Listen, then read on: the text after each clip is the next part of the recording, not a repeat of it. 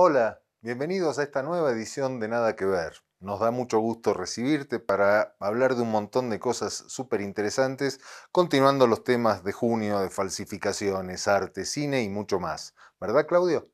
Gracias por acompañarnos en esta nueva emisión del programa donde volvemos a lo que dice Diego. Algo está Paren pasando. las rotativas, noticia de último ¿Qué momento. sucede? No, atentado contra el arte nacional, una vez más. ¿Qué le decimos a la gente?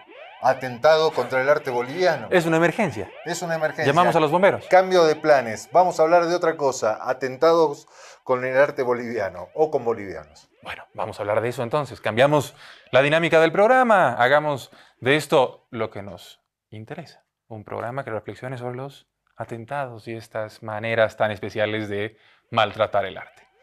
Bienvenidos a Nada que Ver. Vamos.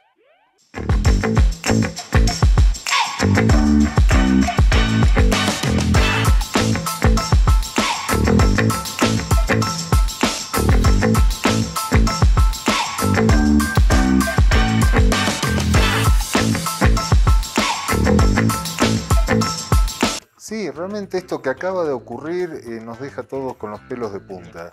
Porque si de por sí no hay muchas condiciones para el desarrollo del arte nacional, parece que las condiciones para exportarlo, lucirlo y hacerlo valer son aún peores, ¿verdad? Una de esas cosas que tal vez solo suceden en estos países, diría uno, pero si buscamos ejemplos de seguro encontramos algo similar en cualquier otra latitud del planeta. Un perro de la policía narcótica, la FELCN, identifica que en uno de los cuadros de Esti Stick, la destacada artista cruceña, hay algo sospechoso. Y es desde ahí que empieza esta trama que parece de una película de esas de las cuales uno se podría parar de la butaca y retirarse indignado. De una película bastante mala, creía, o bastante inverosímil. La cuestión es que ya sea porque los perros olieron eso y sobre todo me parece que porque los encargados de averiguar qué pasa procedieron de la peor manera posible, en vez de tratar de desarmar un cuadro, de escanearlo, de pasarlo por rayos X, no, procedieron a... El criterio de un perro, de alguna manera. Bajo esa lógica tenemos un atentado al arte boliviano en el que las obras de Esti que tenían que retirarse de Bolivia son alteradas, son dañadas y por supuesto se empieza toda esta campaña que estamos viendo ahora mismo a través de las redes sociales, de la prensa en general, en la que nos cuestionamos sobre qué hacer en un caso como este. Sí, no es poca cosa, por lo menos son 4 los cuadros dañados según las fotos que hemos podido ver. Así que vamos a ir avanzando hoy, por un lado, mostrándoles las portadas de los diarios de hoy, y de esto, algunos de ayer quizás, donde ya se refleja en gran tamaño esto, y en periódicos de toda línea y tendencia. Tenemos además un mensaje muy lindo para Haití de parte del gran muralista cruceño Lorgio Vaca, quien le manda su solidaridad. Por este medio quiero agradecerte por darme la oportunidad de expresar mi solidaridad con la artista Haití Esti, gran pintora y generosa gestora a través de la importante Galería de Arte de la Manzana 1. Al mismo tiempo, mi voz de condena a estos actos de barbarie que demuestran cuánto tenemos aún que trabajar en la formación de nuestras juventudes para enrumbarlas hacia el respeto, el amor y el disfrute por las manifestaciones culturales. Muchas gracias. Y por otro lado vamos a rememorar también algunos otros ataques al arte boliviano o ataques al arte cometidos por bolivianos. Porque no es la primera vez. Hace poquito también escuchábamos de este ataque a la Mona Lisa. Una vez un boliviano también lo hizo. Una de esas historias que podríamos contar ahora. Sí, justamente en la década de los 50, un joven de apellido Únzaga, parece que sobrino del fundador de la Falange, ¿sí? Cometió un atentado contra la Mona Lisa en Francia, arrojándole un pedazo de ladrillo o algo así. En esa época no estaba tan blindada, más bien a partir de este ataque fue que las autoridades de los museos empezaron a cuidar más a fondo y más en serio las obras y dañó este ataque una parte como del codo de la Mona Lisa. Tenemos alguna foto donde se muestra esto, donde se puede apreciar, y algunos otros ataques que hubo. El más reciente ha sido bastante inocuo, de por sí era un pastelazo, y además ahora la Mona Lisa está protegida con un tremendo vidrio anti todo y una serie de cosas más. Pero igual es curioso que haya llegado el atacante disfrazado de muchacha inválida en una silla de ruedas hasta el frente de la Mona Lisa para hacerle llegar el pastelazo, cuando además no está permitido entrar con comida. Así es. Tradición de atentados que tienen los museos y que no dejan de ser llamativas, pero no son cuestiones únicas de espacios cerrados. El arte ha sido muchas veces alterado y dañado en diferentes situaciones y en diferentes momentos. Bolivia ha sido también escenario de este tipo de sucesos tan dramáticos. Por ejemplo, en el caso de dos murales de Lorgio Vaca en Santa Cruz. Uno en la Universidad de Montero, que en la imagen que había planteado Lorgio existía la figura del Che, un rostro del Che y una huipala. Era el año 2007, el país estaba empezando a polarizarse de esta manera tan estructural que termina dividiendo de alguna manera unos y otros, y ahí un grupo de simpatizantes de ciertos grupos cívicos, cruceños, cruceñistas, atacan el mural y lo destruyen. Años después, una explosión en el Parque del Arenal en Santa Cruz también hace que la obra de Lorgio Vaca sea dañada. Pero estas son historias que seguramente volveremos a encontrar de aquí en adelante y si vemos atrás también. En el caso del mural de Lorgio Vaca, el del rostro del Che, este es un mural que ya existía hacía bastante, creo, ¿no? Es un mural que se hace justamente dentro de la etapa del primer gobierno de Evo.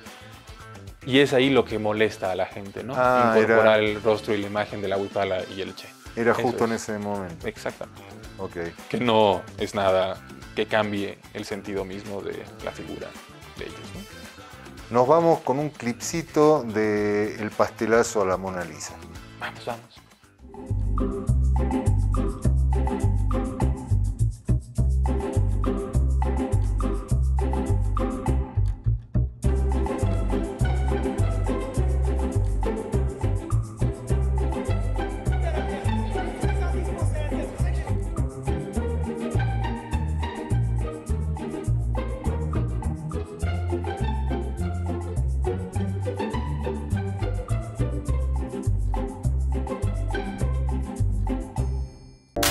Estás viendo Avia Yala Televisión, un continente de culturas.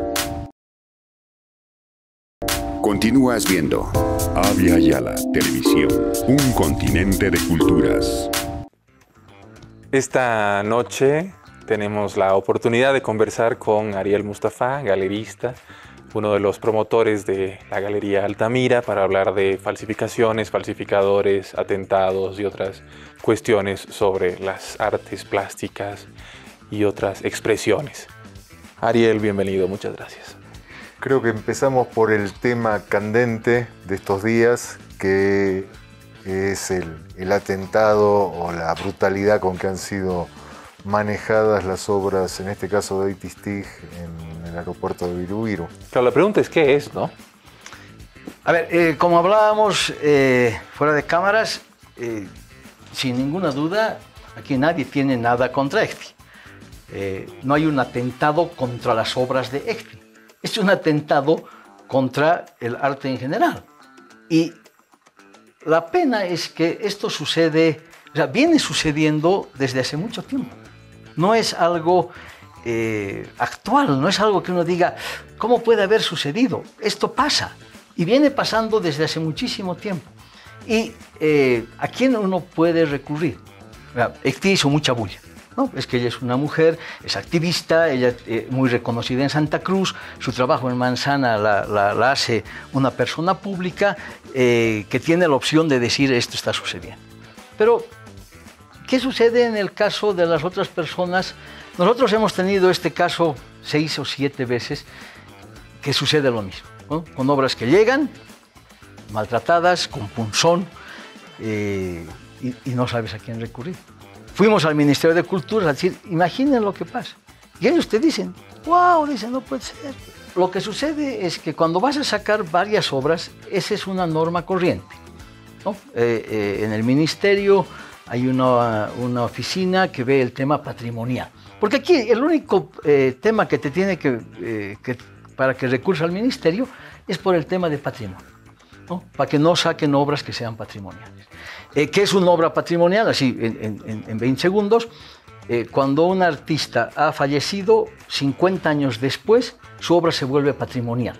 No importa que sea muy buena, muy mala, que la gente conozca al artista, que lo amen o que sea un desconocido. 50 años después de muerto el artista, la obra se vuelve patrimonial. Y la obra patrimonial no puede salir del país. Uno va al ministerio y dice, voy a sacar estas obras del país, y el ministerio simplemente dice, esta obra de tal artista no es patrimonio. Por lo que cuenta Ecti, ella llevó la obra para irse con ella a Europa y obviamente tenía su certificación, la despacharon y ella se da cuenta del daño estando afuera, ¿no? Cuando ya ha llegado la obra a destino.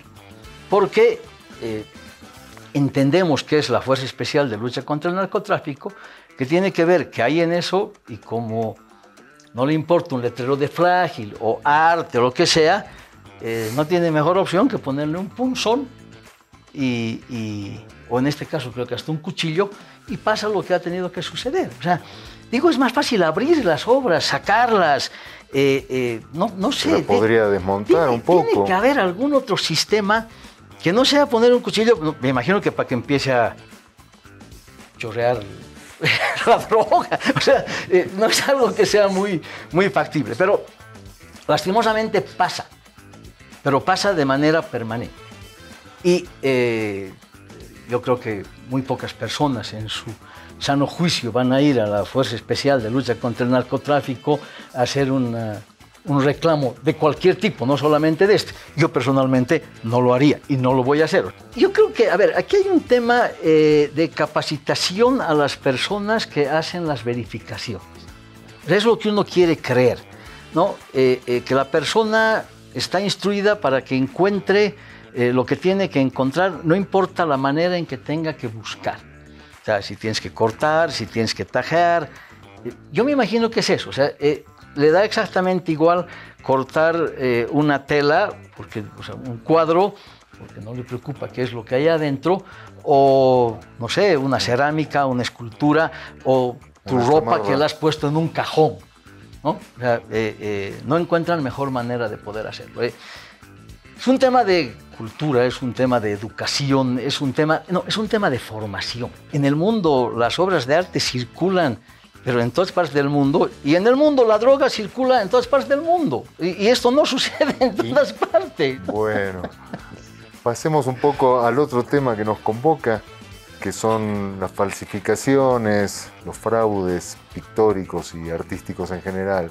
¿Cuál ha sido tu experiencia con esto aquí? Falsificas lo que vendes, ¿no? O sea, nadie va a falsificar algo que no se vende. Que se falsifique en Bolivia, ya se ha acabado la falsificación de obra sacra colonial.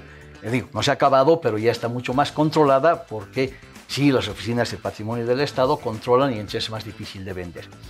¿Qué falsificas? Falsificas Borda, falsificas Guzmán de Rojas, la placa, mucho menos Pérez Alcalá, Lara, muy difícil de falsificar. O sea, ese es el sector que se podría falsificar.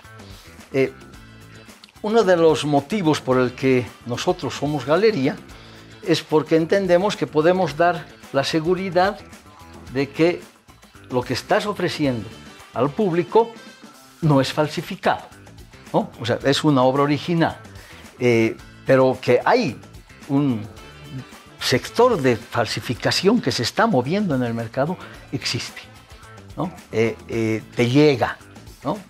Hay obras que llega y hay que tener cuidado. Obviamente nosotros intentamos tomar todas las medidas que el caso aconseje para evitar esas falsificaciones. ¿De qué manera lo logras? Con artistas vivos tienes el contacto con el artista, es mucho más fácil. con artistas que ya han fallecido, hay expertos en la obra de determinados artistas. Entonces, si la gente viene a ofrecerte un cuadro de Rimsa, entonces contactarás con María Isabel Álvarez Plata, que es una experta en Rimsa, y charlarás con ella para que ella vea y te certifique que la obra es auténtica. ¿Hay expertos en cada uno de los grandes pintores? Tanto como en cada uno no, pero sí hay quien te pueda dar una certeza de que esas obras son originales. Pedro Querejasu es uno de ellos, lo han nombrado ahora, creo que han conversado con él. A nosotros nos llega una obra de la que tenemos alguna duda y llevamos donde Pedro.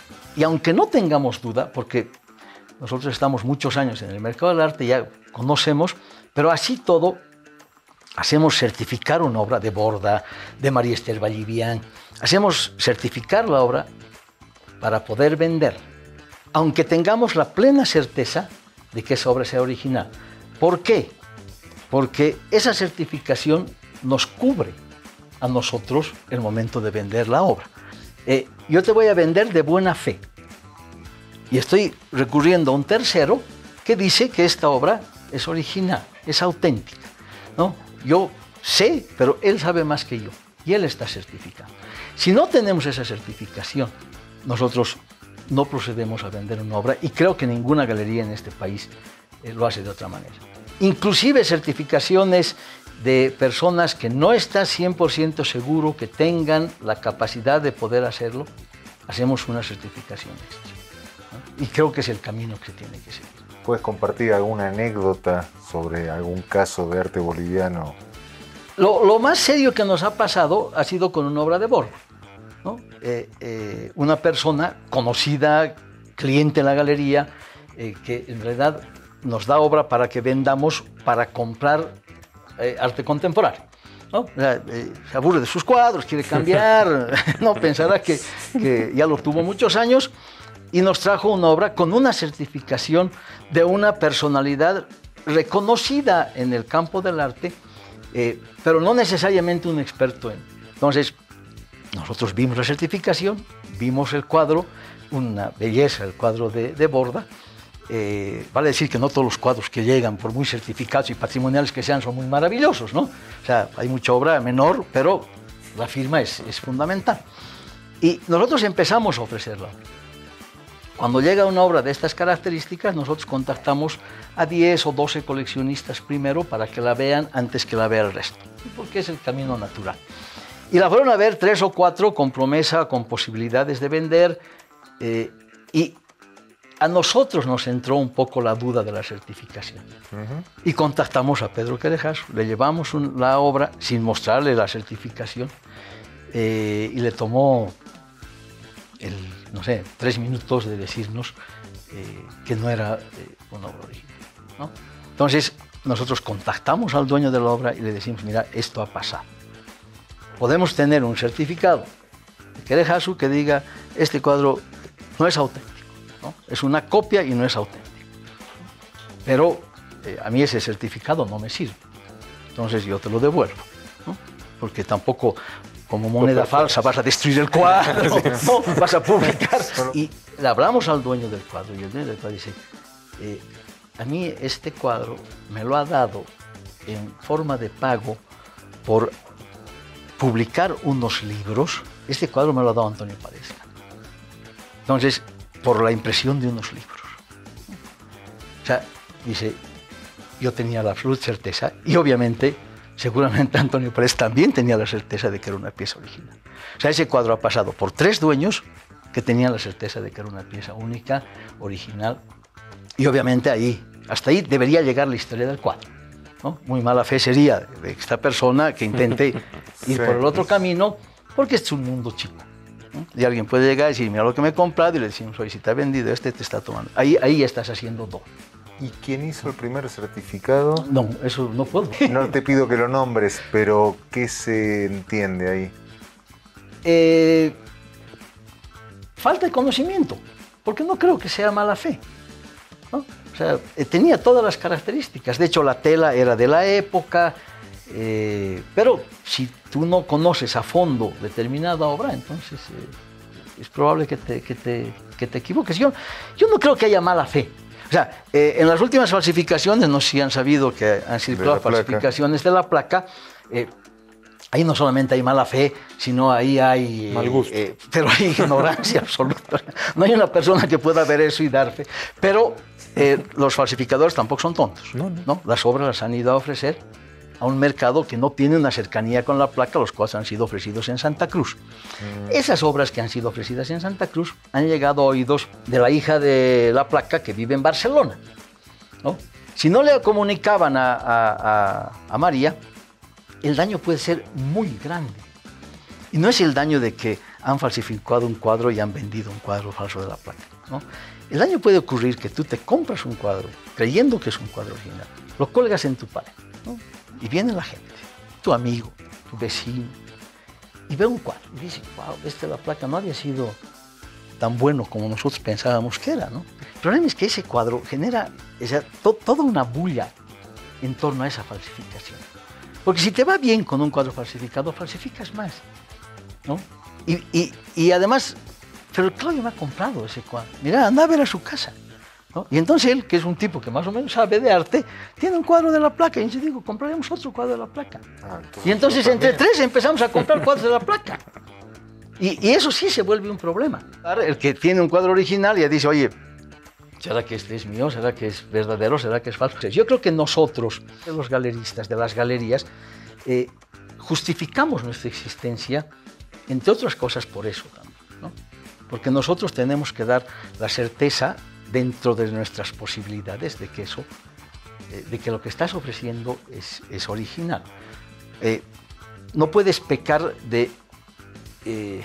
o sea, no puedes tener pecados de omisión. Ahí estás limitando un poco tu riesgo. O sea, más allá de encontrar a quien certifique, hay muchísima obra que nosotros no sabemos de quién puede ser, entonces tenemos que abstenernos de comprar, de mostrar, de exponerla, porque no sabemos de quién puede ser. Gracias, Ariel. Una charla nutritiva. Estás viendo Avia Yala Televisión, un continente de culturas. Continúas viendo Avia Yala Televisión, un continente de culturas. Como recomendaciones para esta semana, y en realidad para todo el mes, te comentamos que está iniciándose en el Centro Cultural de España en La Paz el ciclo de cine llamado Another Way, Otra Manera, que trata los 3 pilares de la sostenibilidad. Una muestra que llega desde el festival que se realiza en Madrid y que en esta oportunidad, para el martes 14 a las 19 horas en el auditorio del Centro Cultural de España en La Paz, en la avenida Camacho, nos presenta una película colombiana, filmada en Colombia, Bajo Fuego, una reflexión sobre lo que sucede con los productores de coca después de la firma del Acuerdo de Paz en 2016 y la nueva ocupación de los territorios en los cuales se sembraba en la hoja milenaria para dar paso a nuevas producciones de frutas, verduras y otros temas, de los que también hemos conocido en los años 90 en Bolivia. Por lo que comentabas, en Colombia parece que es más difícil cultivar coca en paz que en la guerra. Así parece. Devolverle al campesinado esa confianza de que tenemos unos derechos, eso va a ser un paso bastante, pero pues que tenemos que como colombianos empezar a irnos dando esa confianza, ¿no? Para nadie es un secreto que la coca es el pan coger del campesino y el indígena. Así, lo del acuerdo de paz hablaba de cambiar los cultivos ilícitos. Eso se escuchaba muy bonito, en el papel se leía muy chévere. Muchas gracias por tu atención, esperamos que hayas disfrutado este programa casi tanto como nosotros disfrutamos hacerlo. Y para irnos, aprovechando que estamos al margen, al borde de las elecciones en Colombia, te dejamos con un videoclip de la música que se cantaba hace un año en momentos de marchas, reclamos, tensiones y protestas muy importantes. Surgieron un montón de músicos que ya están sonando mientras ya no me escuches.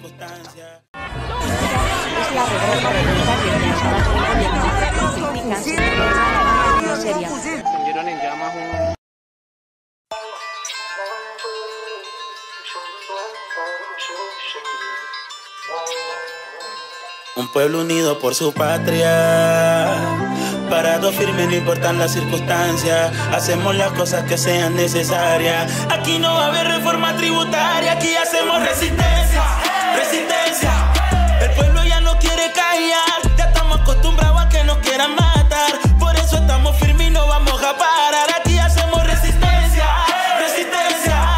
¿Cuánta sangre vas a derramar? ¿A cuántos hijos más piensas dejar sin mamá?